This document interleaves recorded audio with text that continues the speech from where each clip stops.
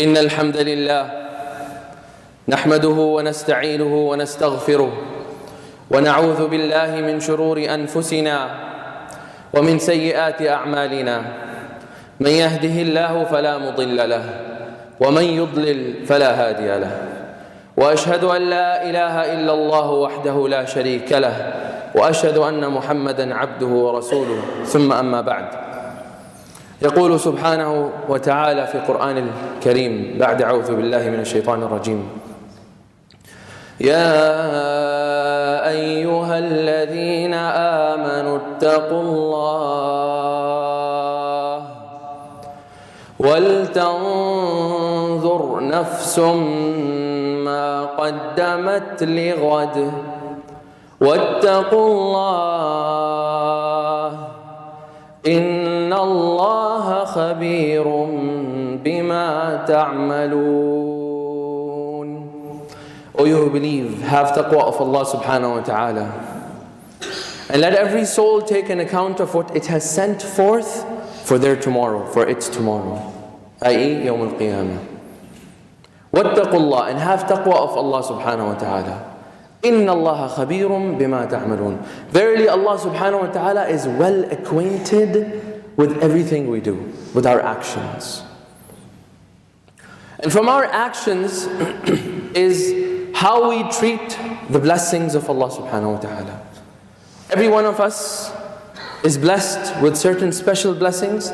The community is blessed with the general blessings. The ummah is blessed with the bigger blessings. And how we as believers, as Muslims, deal with that blessing of Allah subhanahu wa ta'ala, that is going to determine, or that's going to be one of the determining factors of our success or our failure on the Day of Judgment. Having said that, from amongst many of the blessings that Allah subhanahu wa ta'ala has bestowed on the Muslim ummah, on the Muslim lands, one of the greatest blessings, and you know, as somebody says this about this blessing, that it's one of those blessings, it's أَذَلُّ مَوْجُودٍ وَأَعَزُّ مَفْقُودٍ. It is the most belittled, it has no value, valueless if we have it.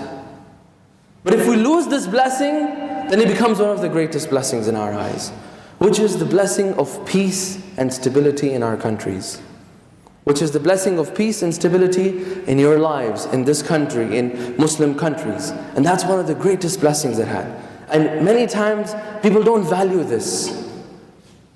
There's no value. But when it's lost, all of a sudden it becomes extremely valuable in the eyes of human beings. And ask those who have lost this blessing, and then they will tell you how valuable this is for them, or how valuable it was for them in their lives, but they were not able to see it until it was taken away from them. And like any other blessing, the way it works is, if we are thankful to Allah subhanahu wa ta'ala for that blessing, then it remains with us. But if we stop thanking Him and start acting in ways in which Allah subhanahu wa ta'ala has not allowed us to, and we don't thank Allah subhanahu wa ta'ala, we don't thank the people that have become conduits of having this blessing in our country or in the country you live in, then Allah subhanahu wa ta'ala decides to take that away. May Allah subhanahu wa ta'ala protect this country and all the Muslim countries from taking away the blessing of stability and peace. Having said that, let's look back, and we're going to talk about what are some of the elements of this blessing. So we know, as you know, living in a blessed land or living in a land that has stability, you'll be able to analyze this very quickly. Let's go back in history and remember the time when Ibrahim alayhi salam, he came into a barren land and left his wife. Nothing there. No stability, peace. Nothing there. No shade in the middle. And he left. And as he was leaving, he made certain du'as. Right? And then Allah subhanahu wa ta'ala, He responded to certain things. Then he repeated in another dua. This dua he says, Ibrahim alayhi salam, he says, وَإِذْ قَالَ إِبْرَاهِيم, when Ibrahim alayhi salam said, رَبِّ جَعَلْ هَذَا بَلَدًا آمِنًا وَارْزُقْ أَهْلُهَا مِنَ الثَّمَرَاتِ. Oh Allah, make this land, meaning i.e. the valley of Makkah, a blessed land. آمِنًا, peaceful. وَارْزُقْ أَهْلُهَا, and feed or provide sustenance for the people who are going to be in this valley من الثمرات, from the fruits, i.e. food. And then he confines, he says, من آمن منهم. But this dua of mine is for those who are the believers, who are Muslims. من آمن منهم بالله واليوم الآخر. Now let's analyze this verse for a bit over here. Firstly, Ibrahim alayhi salam, if you look at this verse is the verse previous to this, one verse before that. Allah subhanahu wa ta'ala says, وَإِذْ جَعَلْنَا الْبَيْتَ مَثَابَةً لِلنَّاسِ وَأَمْنًا. It's the verse before, where Allah is already talking about that we've already made Makkah a peaceful land. Then the next verse, Ibrahim alayhi salam asks Allah subhanahu wa ta'ala again for peace and stability in the land. Why is that? Because this blessing can change any minute. As if Ibrahim alayhi salam is asking Allah subhanahu wa ta'ala, I thank you, Ya Rabb, that you've made Makkah a blessed land, a stability, peace. But I want this peace and stability to prevail until Yawm al-Qiyamah. The second dua is a reiteration saying that Allah, I acknowledge that Makkah is going to have stability. But then I also want that the stability and the strength, peace should remain throughout the end of times.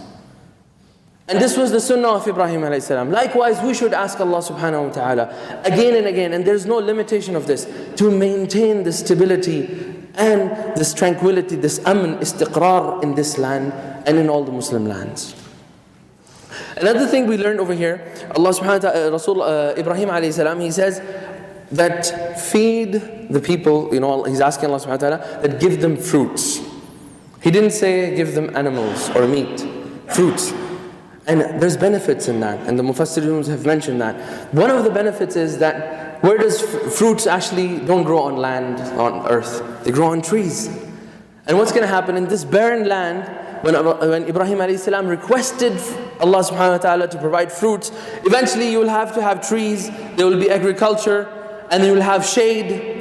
Right? So, Shaykh Tantawi, he mentions this. He says in his tafsir that the hikmah of Ibrahim alayhi salam using this fruits as a request was so that in this barren land which he had seen had no shade for people to stay, if people would cultivate that, then at least there will be shade for people. And obviously you know that when we walk into a land that has a lot of trees, the tranquility that you get into the heart is just amazing. You walk into a green, the forests of, California or forests of Sri Lanka. If you go there, the minute you walk in, you're taken by the awe of this greenery in front of you. And it makes you feel such peace inside of you. And those were the little nuances that Ibrahim alayhi salam was asking Allah subhanahu wa ta'ala for in that particular part. And then he says that this dua of mine, Ya Allah, you've already made it peace and stability for everybody. But I am making this special dua for the believers. Now, the scholars have mentioned that this is subtle da'wah. So the people that are going to be living in Makkah, that were living at the time when he made the dua, if they're going to be surrounded and nobody's going to be believers, if they're not believers, and there are a group of believers, the dua of Ibrahim alayhi salam would apply onto these believers, and they'll be given with these blessings and bounties. And when the non-believers will hear, that Ibrahim alayhi salam made dua for us in this barren valley, and we have to be believers for that, and then we'll benefit from all these benefits. Kind of like there's an inclination from inside the human being is like, I wish I was a Muslim if I'm in the middle of the desert. And then he will start thinking in those terms of finding answers to get to Islam. Now let's switch scenes. Before Ibrahim alayhi salam, actually after Ibrahim alayhi salam, in another verse Allah subhanahu wa ta'ala gives us another part. He says, لَقَدْ كَانَ لِسَبَإٍ فِي مَسْكَنِهِمْ آيَةٌ. Saba was a tribe in Yemen. Okay, I'm not going to go into the details of it. If you want, you can look up tafsirs and they mention the details of the story of who it was and why and whose son. Allah says, verily there were signs for people in the residence of Saba, this tribe, this valley, this village in Yemen. Jannatani, they had two gardens. Ayyamin wa shimal. They had two gardens. One was on their right and one was on their left. And then Allah says to them, Kulu min rizq rabbikum. Eat from the food or the sustenance of your Rabb. وَاشْكُرُوا لَهُ, and give thanks to Him, be thankful to Him. بَلْدَةٌ طَيِّبَةٌ, it's a blessed land, pure and blessed land. وَرَبٌّ غَفُورٌ, and Rabb, a Lord, Ghafoor, ever forgiving. Now in this ayah, Allah subhanahu wa ta'ala, notice He did not say that لَقَدْ كَانَ لِسَبَإٍ فِي دِيَارِهِمْ. He didn't use the word in their houses. He didn't say لِبُيُوتِ فِي بُيُوتِهِمْ. He used the word فِي مَسْكَنِهِمْ. The madda or the root word of maskan comes from sakana, sin kaf nun. And the word sin kaf nun in Arabic language means sukoon, peace, tranquility. As if Allah subhanahu wa ta'ala is saying that, they were given so many blessings that their houses had become this big gigantic ball of peace and tranquility. Let me give this an example for those of you that are frequent travelers. If you leave your house, everybody's house has good things and bad things. It's not always perfect. But despite that, if you leave and you go out of the country and you stay for 10, 15 days, in a hotel, the first day you enjoy the hotel. The second day you're enjoying it. Out of the seventh day, you're already fed up with the same food and you're like, oh my God, it's the same routine. And you want to go back. And in the hotel you have no problem. It's all by yourself. It's just you. Nobody is there to bother you. But despite that, you find peace and tranquility in your house for various blessings that Allah has given you. Likewise, Allah is referring that, for the people of Saba, their residence for the people outside, it was a sign. It was a sign for everybody that they had been given so much tranquility. And then He says, they had a garden. Each person, the Mufassirun have mentioned, each person had a garden on the right and on the left. And they mentioned that the reason they had a garden on the right and the left is when the sun rises, and their house is in the middle, they can be on this side when the sun is on this side. But when the sun's shade is on this side, they can switch sides and they can have two gardens and stay away from the direct sunlight and enjoy their gardens under the shade 24/7, or at least 12 hours of the day when the sunlight is there. And then Allah subhanahu wa ta'ala commands him, He says, كُلُوا مِن رِزْقِ رَبِّكُمْ, eat and enjoy the blessings of your Rabb. Do not waste them. Allah is commanding them to eat, i.e. that don't waste them, enjoy them, eat them. And then He says, وَاشْكُرُوا لَهُ, and be thankful to Allah subhanahu wa ta'ala for the blessings He's given you. And then in the end, beautiful, He says, all of this tranquility, to gardens, eating from the food of Allah subhanahu wa ta'ala, we all enjoy this here. And then He says, بَلْدَةٌ طَيِّبَةٌ, these are the attributes of a peaceful, tranquil country. بَلْدَةٌ طَيِّبَةٌ. And وَرَبٌّ غَفُورٌ. And despite that, we will never be able to thank Allah subhanahu wa ta'ala fully. So for those that would feel this anxiety inside of them that I'm not fulfilling the rights of Allah subhanahu wa ta'ala and thanking Him, Allah subhanahu wa ta'ala is kind of calming those people down, and everybody else, that listen, you're not going to be able to thank me completely. That's why وَرَبٌّ غَفُورٌ. If you live in those lands the way I've commanded you, try your best to obey Allah subhanahu wa ta'ala. In the end, you will meet a Rabb, you will meet your God, or you meet Allah subhanahu wa ta'ala being Ghafoor, ever forgiving. أقول قولي هذا واستغفر الله لي ولكم ولسائر المسلمين فاستغفروه فإنه هو الغفور الرحيم.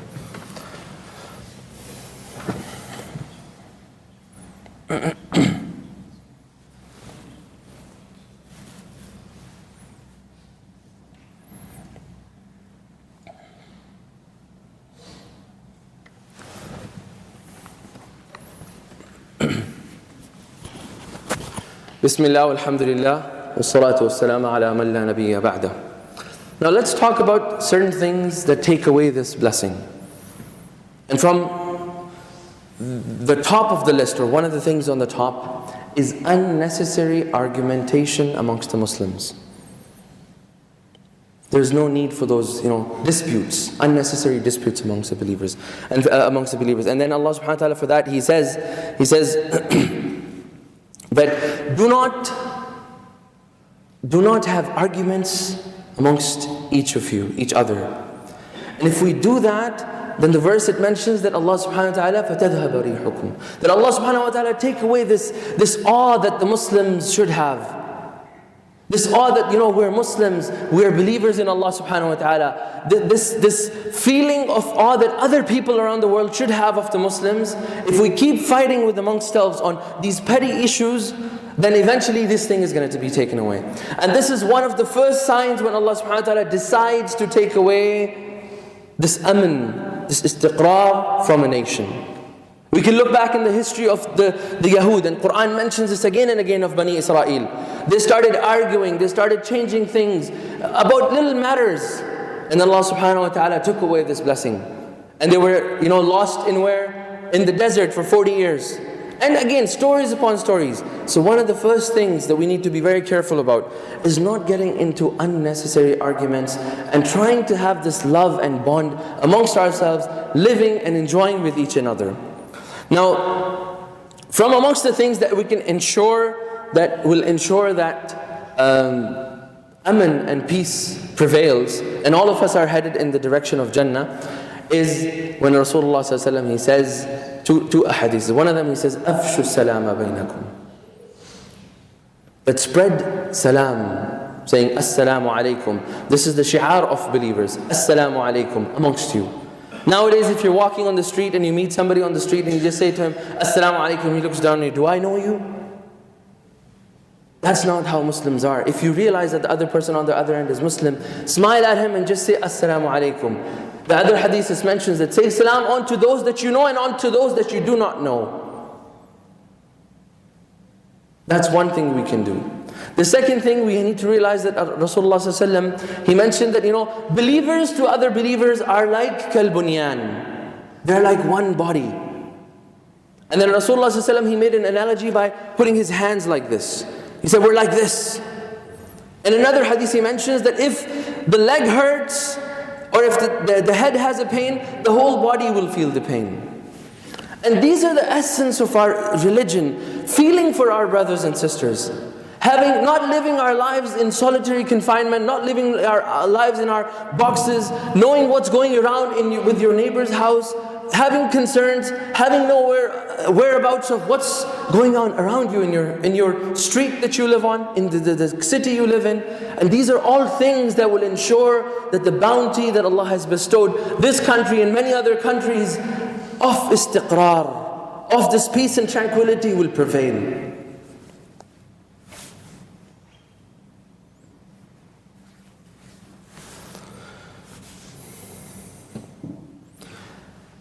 In the end, I'd like to leave everyone with this message. The first and foremost thing we need to realize in order for the stability of this istiqrar is our internal disposition with Allah subhanahu wa ta'ala. Because istiqrar, or this peace and tranquility, increases as the iman of the community increases. And the iman of the community, it increases when individuals take this concern of having accountability of their actions in the accord of Allah subhanahu wa ta'ala. As Umar radiallahu anhu says, حَاسِبُوا أَنفُسَكُمْ قَبْلَ أَن تُحَاسِبُوا. That hold yourself accountable before Allah subhanahu wa ta'ala holds you accountable. قَبْلَ أَن تُحَاسِبُوا. Before you've been held accountable for. So if we hold ourselves accountable for and try to change our actions, that will eventually impact the community and eventually ensure that this istiqrar, this stability, not decreases and increases. And we eventually are meted with Rabbun Ghafoor. We are greeted on the day we leave this world, we find Rabbun Ghafoor, because we would have lived our lives with the principles of Islam, but more importantly, the spirit of Islam that seems to be missing today in our communities. هذا وصلوا وسلموا على من أمرتم بالصلاة والسلام إن الله وملائكته يصلون على النبي يا أيها الذين آمنوا صلوا عليه وسلموا تسليما. Allah subhanahu wa ta'ala, we ask Allah subhanahu wa ta'ala that He ensures the stability, tranquility and peace of this country and all the Muslim countries around the world. We ask Allah subhanahu wa ta'ala that He grants us this tawfiq, this inner disposition of moving towards things that will ensure the stability and tranquility of this country and all the other Muslim countries around the world. Allahumma inna nas'aluka al-jannata wa ma qarraba ilayha min qawli wa amal, wa na'udhu bika min an-nari wa ma qarraba ilayha min qawli wa amal. Allahumma inna nas'aluka al-jannata lana wa liwalidina wa liman lahu haqqun alayna ya dhal jalali wal ikram. Allahumma اغفر المسلمين والمسلمات الأحياء منهم والأموات. اللهم ارحم الشيخ زائد وشيخ مكتوم وإخوانه.